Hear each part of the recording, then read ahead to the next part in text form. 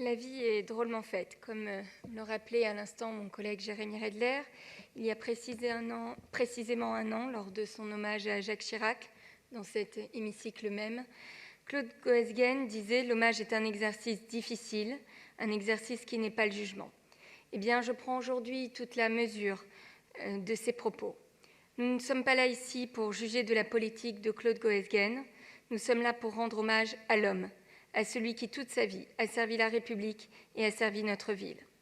Les politiques pourront débattre tant qu'ils le souhaiteront de ces actions politiques, mais cela nous impose à nous, au-delà de nos idéaux politiques, d'avoir du respect, de la décence et de la singularité dans les propos. Moi, je voudrais dire de Claude Goesgen, que j'ai eu l'honneur de servir aussi bien à Paris qu'à l'Assemblée nationale, que c'était un homme exceptionnel. Comme l'a pertinemment évoqué mon collègue à l'instant, toute sa carrière d'ailleurs était exceptionnelle. Mais je ne reviendrai pas dessus, chacun sait dans cet hémicycle ce qu'il a fait.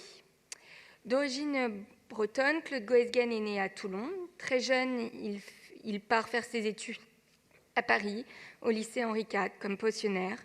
Puis il étudie le droit à Sasse.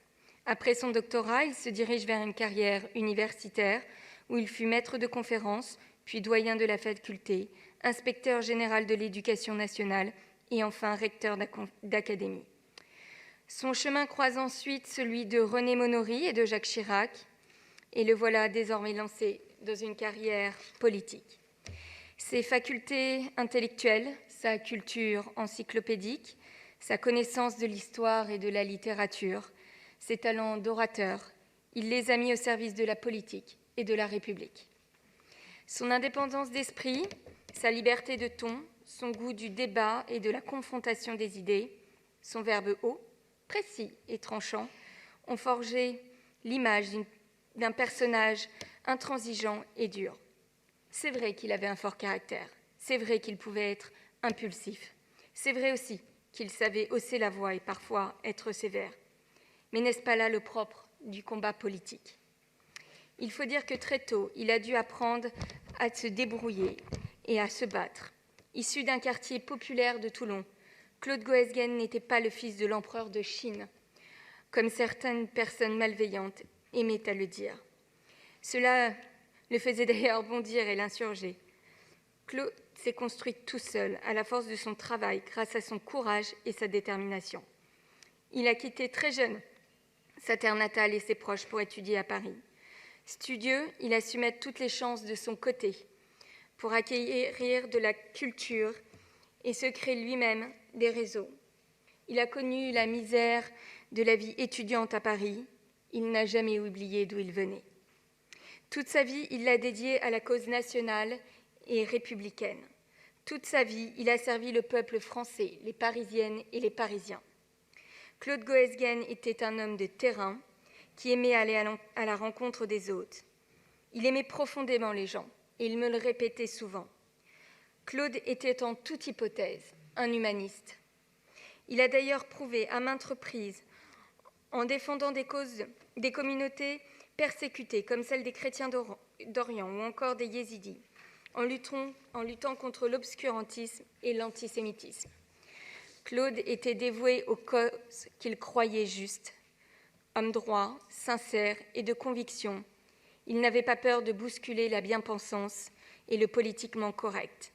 Il se tenait debout, droit dans ses bottes, sans jamais fléchir pour défendre ses idées. Quelle personnalité! Grâce à son indépendance intellectuelle et animé par des causes justes, il savait faire fi des clivages politiques.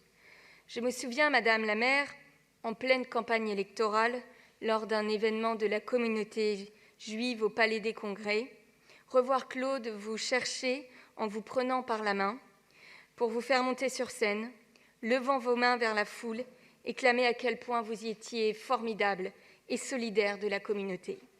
Il était sincère et malgré le fait que vous étiez adversaire, comme vous l'avez si bien rappelé, il vous appréciait beaucoup. Et c'est ça aussi Claude Goesgen.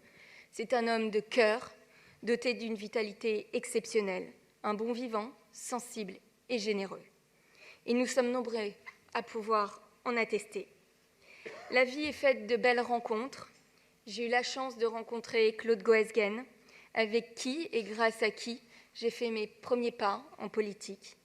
Au fil du temps, il est devenu mon mentor, parce qu'en bon universitaire, il aimait partager son savoir, son expérience et transmettre. Il a formé un grand nombre de femmes et d'hommes politiques. Il fut à l'origine de vocations locales et nationales.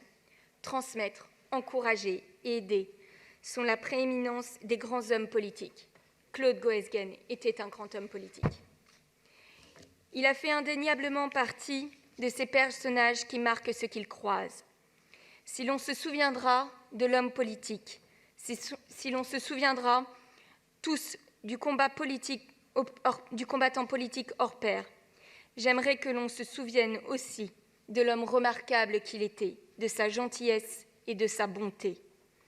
Je voudrais conclure cet hommage en témoignant toute mon affection à ses proches ici présents, en particulier à son épouse, Camille, une femme douce, fine, bienveillante, d'une grande sagesse.